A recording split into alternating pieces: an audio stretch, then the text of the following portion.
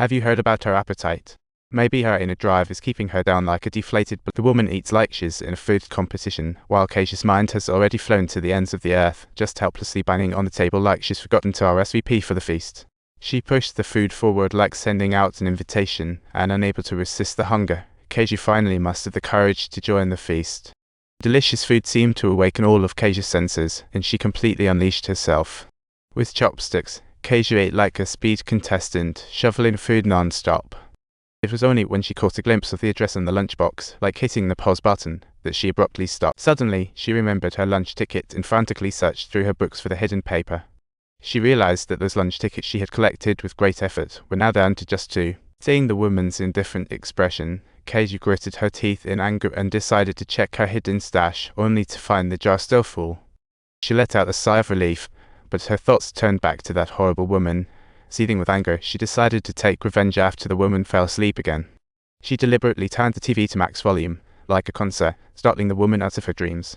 The woman realized Keisha's evil act and impatiently rushed over, like a ninja snatching the remote and shutting off the TV.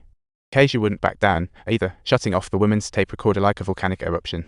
Both glared at each other in fury, like 2 roosters about to fight, with Keisha accusing the woman of having worked in a bar. That's why she enjoyed this kind of music, and she bluntly told the woman she wasn't welcome in this house. Even though she was suspicious about the woman's presence, her father's decision was like a treaty, and Keisha was powerless to change it, not to mention she also had to watch out for her father, who was like a ticking time bomb, as he wasted his days away at the casino, turning their lives into a complete circus act. After losing at gambling, had come home to vent, rummaging through any savings Keisha had managed to stash away without a care in the world. The life was becoming harder and harder, and one day, while collecting homework, a classmate accidentally discovered Keisha's hidden lunch ticket in her book. He laughed and teased Keisha for being a weirdo, but she obviously wasn't one to back down.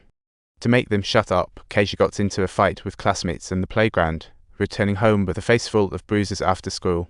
She happened to see the woman charging towards her, momentarily thinking she was up to something dangerous.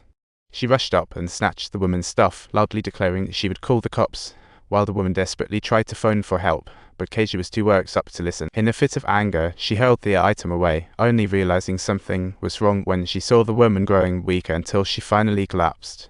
She hurried outside to seek help and got the woman to the hospital, where the doctor diagnosed her, revealing that Keisha had made a terrible mistake.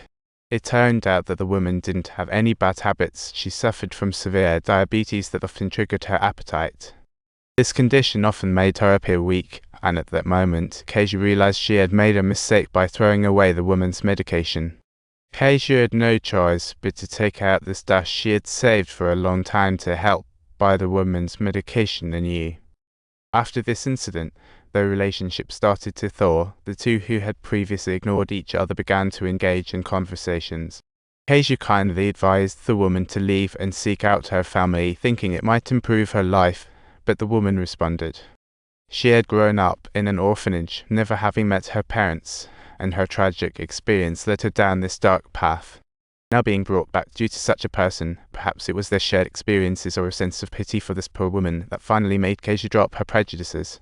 They shared their past like friends, 2 individuals with tragic histories who now relied on one another. They gradually developed a reliance on each other, and Keisha began to share her secrets, telling the woman her story. This book was Keisha's most treasured possession, as it was the only gift her mother had left her. Whenever she missed her mom, she'd take it out to look at it. However, on this day, her father lost a significant sum at the arcade and returned home, rummaging through everything to find Keisha's hidden savings. He unintentionally stumbled upon Keisha's cherished comic book, and the photo of her mother inside made him gasp in shock. Furious, her father warned Keisha that her mother was gone for good and would never return, and though she appeared to submit on the surface, inside she knew all too well. Her mother hadn't actually passed away. She had merely made up her mind to leave this desperate home a long time ago. Deep in her heart, she has always only recognized that one mother.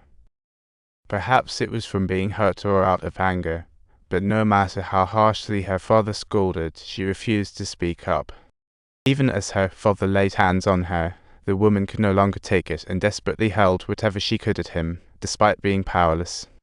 Upon witnessing the brutal beating inflicted upon this poor child, she couldn't help but put aside her own concerns. However, her actions didn't cause the father to stop. Instead, it only provoked his fury further. In this showdown, no one truly emerged victorious, with both sides suffering heavy losses. Witnessing this chaos, it was clear that, like on a battlefield, there were no victors. The schoolmates behaved as if they were conducting experiments, utterly oblivious to the chaos unfolding around them. The school felt like a giant lab, with everyone busy with their own affairs. The busy classmates were each immersed in their own worlds, entirely indifferent to others' sorrows and joys. In this little school, everything seemed calm on the surface, but there were dark currents brewing beneath. Unfortunately, no one could perceive the true lurking dangers concealed just beneath the surface.